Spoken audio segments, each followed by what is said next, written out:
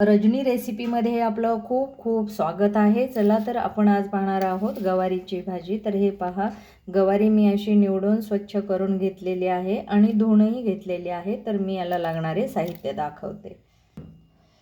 ओली मिरची आहे, धणापूड, जिरेपूड, हळद आहे, मोहरी, जिरे, चवीपुरतं मीठ घालायचं आहे, लसूण, कोथिंबीर आणि भाजून असे शेंगदाण्याचा जाडसर कूट करून घेतलेला आहे. चला तर आपण ही आता मिरची मी भाजून बारीक करून घेणार आहे आणि लसणाचीही पेस्ट करून घेणार आहे. चला तर मी पुढे दाखवते. कढई अशी गॅसवरती ठेवलेली आहे आणि मी आता गॅस चालू करून घेणार आहे. थोडीशी गरम होऊ द्यायची आहे कढई आपल्याला.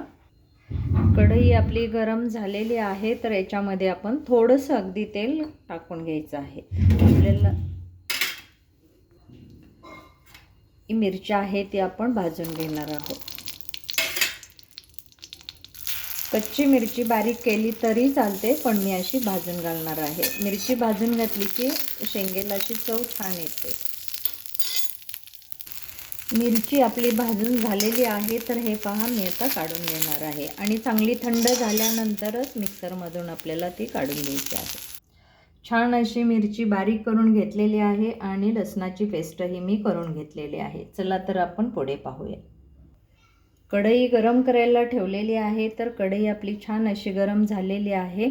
तर याच्यामध्येच आपल्याला तेल टाकून घ्यायचे आहे. फोडणीसाठी आपण कढीपत्ताही थोडासा वापरणार आहे. तेल आपलं छान गरम झालेलं आहे, तर याच्यामध्ये थोडीशी आपण मोहरी टाकणार आहोत. मोहरी आपली छान तडतडली की त्याच्यामध्ये थोडेसे जिरे घालून घ्यायचे आहे. त्याच्यामध्येच आपण कढीपत्ताही टाकणार आहोत. त्यानंतर आपण हे लसणाची पेस्टही टाकून घेणार आहोत. छान अशी फोडणी झालेली आहे, तर त्याच्यामध्ये आपण ही गवारीची शेंग टाकून घेणार आहोत आणि छान अशी परतून घ्यायची आहे.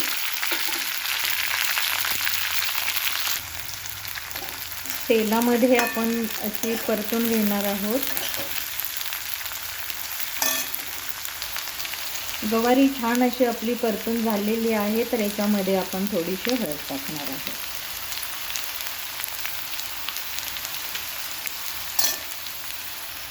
हळद टाकून झालेली आहे, तर त्याच्यामध्येच आपण हे ओली मिरची बारीक करून घेतलेली होती तेही आपण याच्यामध्ये टाकून घेणार आहोत. आपल्या तिखटानुसार करायचे आहे, आपल्याला कमी जास्त आपण टाकू शकतो. याच्यामध्ये थोडीशी धनापूड टाकणार आहे, थोडीशी जिरेपूड टाकून घेणार आहे, चवीपुरतं मीठ घालायचं आहे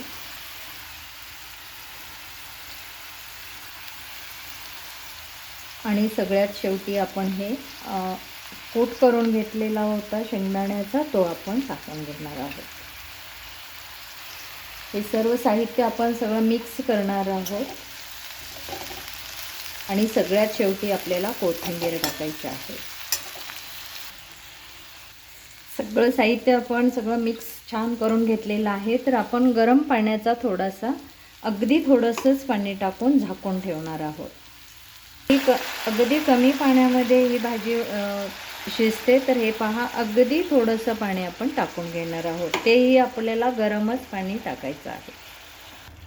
खूप छान अशी ही गवारीची भाजी होते, तर एकदा नक्की करून पहा. चला तर मी आता हे थोडा वेळ झाकून ठेवणार आहे. आपली गवारीची भाजी तयार आहे. खूप छान असा कलरही आलेला आहे. आवडली तर लाईक सबस्क्राईब नक्की करा. चला तर भेटूया दुसऱ्या रेसिपीमध्ये. तोपर्यंत नमस्कार.